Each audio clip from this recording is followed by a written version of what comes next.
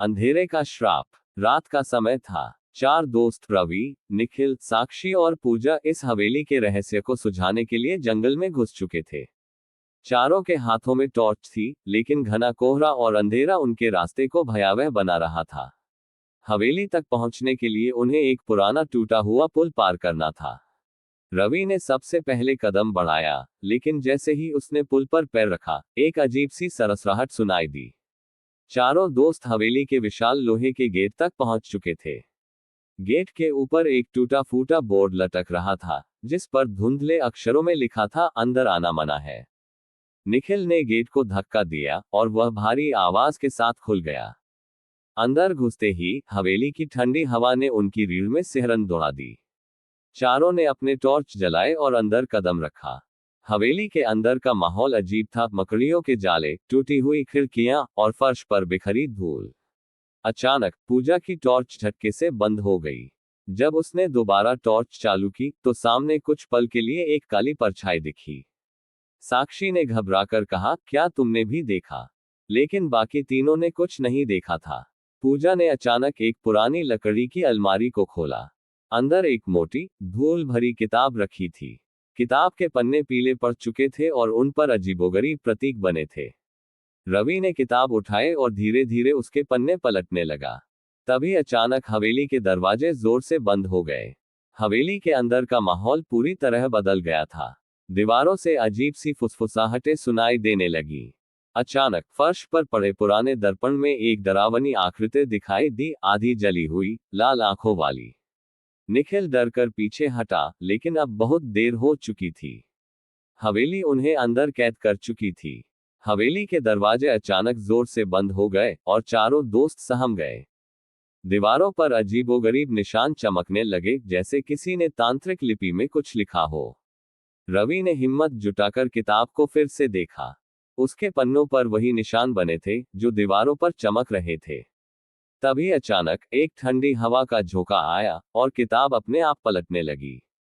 अचानक साक्षी को लगा कि किसी ने उसके कंधे पर हाथ रखा। उसने घबराकर पीछे देखा, लेकिन वहां कोई नहीं था।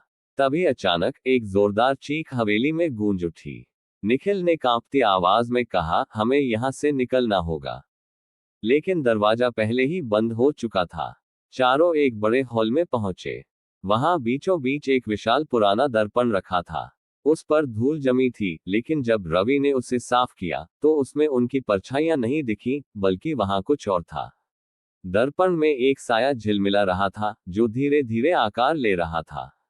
तभी अचानक दर्पण के पीछे से एक डरावनी आवाज आई, तुम यहां नहीं होने चाहिए थे। साक्षी ने हिम्मत जुटाकर दर्पण के पीछे देखा तो उसे एक छोटी सी लकड़ी की दरवाजी दिखी। चारों ने दरवाजा खोला और अंदर गए। वहां एक तंग सुरंग थी, जिसमें दीवारों पर पुराने चित्र बने थे। उनमें किसी काले तांत्रिक का चित्र था, जो किसी अनुष्ठान को पूरा कर रहा था। सुरंग के दूसरे छोर पर एक बड़ा कक्ष था। वहां कई काले चोगे पहने हुए पुतले पड़े थे, जैसे कोई अनुष्ठान चल रहा हो। कमरे के बीचों बीच एक लकड़ी की वेदी थी, जिस पर किसी की तस्वीर रखी थी। रवि ने तस्वीर को उठाया। ये हवेली के पुराने मालिक की थी, जिसे कई साल पहले काले जादू के चलते मार दिया गया था। तभी अचानक वेदी पर रखी मोमबत्तियां अपने आप जल उठी। साक्षी ने एक पुराना पत्र उठाया, जिसमें लिखा था कि हवेली के मालिक ने अमरता पाने के लिए एक तांत्रिक अनुष्ठान किया था, लेकिन कुछ गलत हो गया और वह आत्मा बनकर इस हवेली में फंस गया। मतलब, वह अभी भी यहाँ है, पूजा ने कांपते हुए कहा। तभी हवेली में जोरदार कंपन होने लगा। चारों दोस्तों को लगा जैसे कोई अदृश्य शक्ति उन्हें बाहर फेंकने की कोशिश कर रही थी। हवेली के चारों ओर से दरवाजे खुद ब खुद खुलने और बंद होने लगे। हमें यहां से भागना होगा, रवि चिल्लाया। लेकिन जैसे ही वे भागने लगे, एक भयानक आत्मा ने उनका रास्ता रोक लिया। आत्मा काले धुएं के रूप में थी। उसकी लाल आंखें जल रही थीं और उसके हाथों से काला धुआं निकल रहा था। ये हमें जाने नहीं देगा, निखिल ने चिल्लाया। तभी रवि को वह किताब याद आई। रवि ने जल्दी से किताब खोली और आखिरी पन्ना पढ़ा। उसमें लिखा था कि आत्मा को मुक्त करने के लिए वेदी पर रखे चित्र को जलाना होगा। जल्दबाजी में पूजा ने माचिस जलाए और तस्वीर को आग लगा दी। आत्मा दर्दनाक चीखों के साथ भयानक धुएं में बदल गई। हवेली में मौजूद सभी अजीब घटनाएं अचानक रुक गईं। दरवाजे फिर से खुल गए। चारों ने तुरंत हवेली से भागने का फैसला किया। जैसे ही वे बाहर निकले, हवेली के ऊपर काले बादल छा गए और वह धीरे धीरे ध्वस्त होने लगी।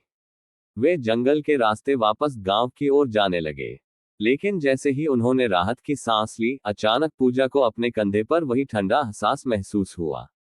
क्या तुमने भी यह महसूस किया? उसने कांपते हुए पूछा। रवि, निखिल और साक्षी ने धीरे धीरे उसकी ओर देखा। लेकिन उनके चेहरे पर डर था, क्योंकि पूजा के पीछे कोई खड़ा था। पूजा के कंधे पर ठंडा एहसास होते ही उसकी सांसें रुकने लगी। रवि, निखिल और साक्षी ने जब उसकी पीठ के पीछे देखा तो उनकी आंखें डर से फैल गईं। वहां एक साया खड़ा था, पहले से भी ज्यादा डरावना, आंखें पूरी तरह काली और चेहरा एकदम विकृत। भागो! रवि चिल्लाया और चारों जान बचाकर जंगल की ओर भागे। लेकिन जैसे ही वे जंगल में पहुंचे, अचानक चारों ओर से वही फुसफुसाहटें आने लगीं, जो उन्होंने हवेली में सुनी थी। जंगल में घुसने के बाद भी वे भागते रहे, लेकिन कुछ अजीब हो रहा था। रास्ता बार बार दोहराया जा रहा था। वे जिस जगह से निकलने की कोशिश कर रहे थे, हर बार वहीं लौट आते। ये जगह हमें भटका रही है, निखिल हौंफते हुए बोला। हमने कितनी ही बार भागने की कोशिश की, लेकिन वापस यहीं आ जाते हैं। रवि ने महसूस किया कि यह सिर्फ एक भूतिया हवेली नहीं थी, बल्कि पूरा जंगल श्रापित था। तभी अचानक झाड़ियों से एक बूढ़ा आदमी निकला। उसकी आंखें अंदर धंसी हुई थी और वह फटे पुराने कपड़ों में लिपटा था। तुम लोगों ने हवेली का श्राप जगा दिया है, बूढ़े ने फुसफुसाते हुए कहा। अब ये तुम्हारा पीछा नहीं छोड़ेगा। पूजा घबराकर बोली, इससे बचने का कोई रास्ता नहीं है। बूढ़ा आदमी धीरे से मुस्कुराया। रास्ता है, लेकिन उसकी कीमत चुकानी पड़ेगी। बूढ़े आदमी ने बताया कि हवेली में रहने वाली आत्मा को पूरी तरह खत्म करने के लिए बलिदान देना होगा, या तो किसी को अपनी आत्मा सौंपनी होगी, या किसी को हमेशा के लिए इस श्रापित जंगल में रहना होगा। कोई यहाँ रहेगा या सबके सब मरेंगे, बूढ़े ने चेतावनी दी। चारों दोस्त एक दूसरे को देखने लगे।